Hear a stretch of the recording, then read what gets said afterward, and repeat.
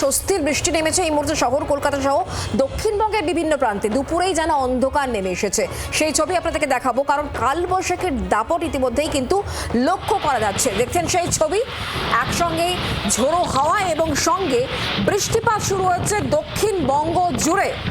বিভিন্ন জায়গার ছবি একই সঙ্গে আপনাদেরকে দেখাবো। দেখতে পাচ্ছেন হাওয়ার দাপট কতটা।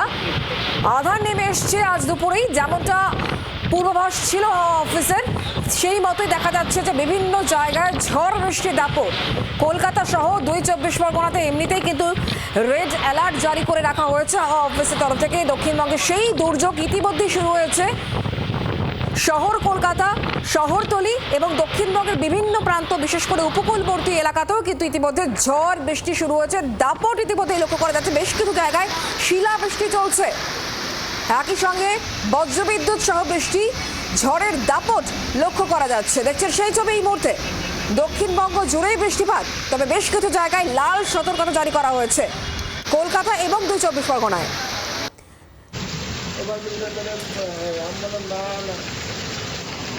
আর এই জায়গায় দাঁড়িয়ে শুক্লা, তুমি স্বস্তির বলছো বটে, কিন্তু আমি তো স্বস্তির খুব একটা পাচ্ছি না, কারণ বাইরে যে অবস্থা এবং রীতিমতো মানে ঝড়ের তাণ্ডব যাকে বলে। এবং আমাকে কয়েকজন হোয়াটসঅ্যাপে জানালেন যে ঝড় মানে এরকম ঝড় অনেকদিন হলো তারা দেখেননি। এবং যেরকম একটা লম্বা মেঘের একটা ফ্রন্ট তৈরি হয়েছিল, তাতে এই ঝড়, এই ব্যালকনি আমাদের অফিসের সাধারণত খোলা থাকে, আমরা কিছুক্ষণ আগে বন্ধ করতে বাধ্য হয়েছিলাম। এখনও বৃষ্টিটা কিছুটা হলেও থেমেছে, আমি এবার যাওয়ার চেষ্টা করি, তবে বৃষ্টি এখনও পর্যন্ত পড়ছে কিন্তু। এবং কিছুক্ষণ আগে এই দরজা সামনে রাখা রীতিমতো মানে কঠিন হয়ে পড়েছিল।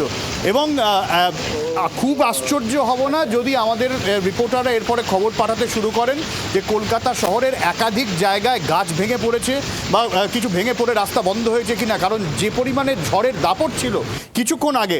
এবং কিছুক্ষণ আগে হাওয়া অফিসের তরফ থেকে রেড অ্যালার্ট পর্যন্ত জারি করা হয়েছিল। এবং তারপরে এই বৃষ্টি এখনও পর্যন্ত চলছে, প্রায় 15 মিনিট হয়ে গেছে এবং নাগারে এখনও পর্যন্ত বৃষ্টি চলছে। নিঃসন্দেহে যে গরম ছিল সেই গরম থেকে অনেকটা স্বস্তি বটে, কিন্তু যদি এই ধরনের বৃষ্টি হয় তাতে ক্ষয়ক্ষতি ছাড়া আর কিছুই হয় না। ফলে খুব স্বাভাবিকভাবেই মেঘ ডাকছে, তুমি যেরকম দেখছো। এবং আমরা বলবো যেহেতু এরকম অ্যালার্ট এখনও পর্যন্ত রয়েছে, ফলে মেঘ বা বাজ পড়ার এই সময়টা একটু কোনো কংক্রিটের তলায় থাকার জন্য, গাছের তলায় না দাঁড়ানোর জন্য বা খোলা জায়গায় না দাঁড়ানোর জন্য, কারণ এখনও পর্যন্ত কিন্তু আবহাওয়া যথেষ্ট খারাপ রয়েছে। এখনও পর্যন্ত বৃষ্টি পড়ছে, এখনও পর্যন্ত মেঘ ডাকছে, এখনও পর্যন্ত ঝড়ের দাপট কমলেও বৃষ্টিপাত চলছে।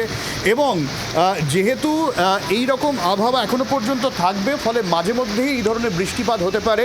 এবং সেই জায়গায় বলবো অন্তত জি 24 ঘন্টা দিকে নজর রাখতে, কারণ আমরা অন্তত আপডেট দেওয়ার চেষ্টা করছি, কারণ এই জায়গা থেকে এই রকম পরিস্থিতিতে সতর্ক হওয়া কিন্তু বেশ প্রয়োজন। কীরকম পরিস্থিতি কলকাতার ছিল, আবার হাওয়া দিচ্ছে, আবার হাওয়া টের পাচ্ছি এখনও পর্যন্ত। রনয় রয়েছে আমার সঙ্গে সার্ভে পার্ক থেকে, আমি এই ছবি দেখাতে দেখাতে রনয়ের কাছে একটু যাবো সরাসরি। রনয়, তুমি যেখানে রয়েছো এখনও পর্যন্ত ওখানকার কী অবস্থা?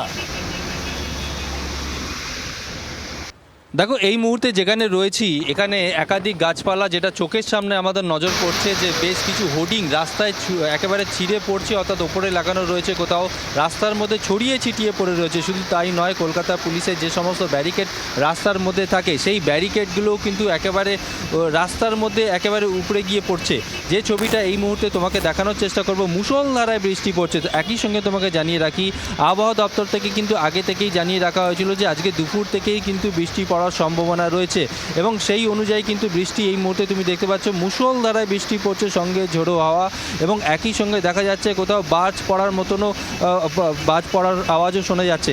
একই সঙ্গে তোমাকে জানিয়ে রাখি, যেমনটা আমরা সূত্র মারফত জানতে পারছি, উত্তর কলকাতার বেশ কয়েকটি জায়গায় গাছের ডালপালা ভেঙে পড়েছে, এমনটাও এখনও পর্যন্ত খবর পাওয়া যাচ্ছে।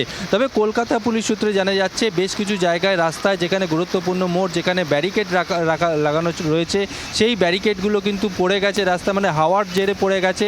এবং বেশ কিছু জায়গায় হোর্ডিং লাগানো রয়েছে, সেই হোর্ডিংও কিন্তু পড়ে রয়েছে। এই মুহূর্তে মুষলধারায় বৃষ্টি এবং সঙ্গে ঝোড়ো হাওয়া।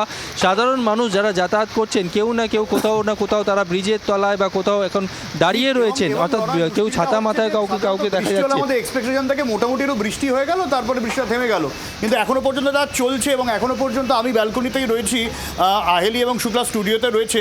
ঝড়ের ওই গাস্টিং, যেটা ঝড়ের দাপট যেটা, সেটা মাঝে মধ্যে এমন হচ্ছে যে রীতিমতো মানে ভয় লাগছে যাকে বলে, যেহেতু আমাদের 11 ফ্লোরে অফিস, এই 11 তলা থেকে তো আরও হাওয়ার ঝাপটাটা আমরা টের পাচ্ছি। আর এই জায়গা থেকেই মোটামুটি যারা এখন এই মুহূর্তে যেখানে রয়েছেন শেডের তলা তারা থাকুন, কারণ ওই বাজ পড়ছে এখান থেকে শুনতে পাচ্ছি, ফলে কিন্তু সতর্কতা রয়েছে। এবং আহেলি এখনো পর্যন্ত কিন্তু হাওয়া অফিসের তরফ থেকে রেড অ্যালার্টও জারি রয়েছে। একেবারে এবং একটু লেক টাউনের ছবিটা এখান থেকে দেখে নেব। সবুজ আছে আমাদের প্রতিনিধি সৌমেন আমাদের সঙ্গে একেবারে সরাসরি রয়েছেন। সৌমেন, লেক টাউনের ছবিটা কেমন? দেখো একদমই তাই, দমকা হাওয়া, প্রায় 40 থেকে 50 কিলোমিটার বেগে কিন্তু হাওয়া বইছে। এবং তোমাকে দেখাবো আমি লেক টাউনে যে জায়গায় রয়েছি, সার্ভিস রোডে, এবং সেই ছবি কিছুক্ষণ আগেই কিন্তু পুলিশে বিধাননগর পুলিশ কমিশনারেটের যে গার্ডরেল দেওয়া থাকে যে সার্ভিস রোড থেকে মানুষ যেন কোনোভাবেই রাস্তা পার যেন না করতে পারে, তার জন্য সেখানে কিন্তু সেই গার্ডরেলগুলো কিন্তু শুয়ে পড়েছে।